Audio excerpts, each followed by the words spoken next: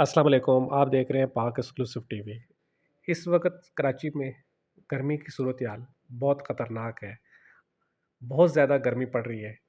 इस वक्त का जो टेम्परेचर है वो 42 है कराची में, जो महसूस जो है वो 48 से ज़्यादा हो रहा है। ये कहना है महकमा मौसमियात का। डॉक्टर्स का कहना है कि वो शख्स जो घर से निकल रहा है वो फासती इंतजामात करके निकले, अपने साथ पानी रखे, सर को ढांप कर रखे।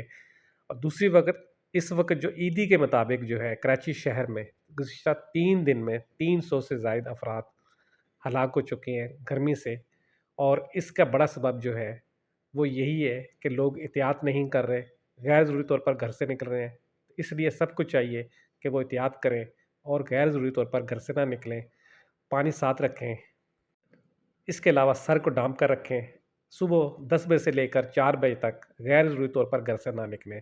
इसलिए ईदी के मुताबिक 300 अफराद लाशें जो हैं उन तक पहुँची हैं। तो बाकी आप जेडीसी है, छिपा है और दूसरे मुर्दाखाने हैं, उनका आप अंदाज़ा लगा सकते हैं।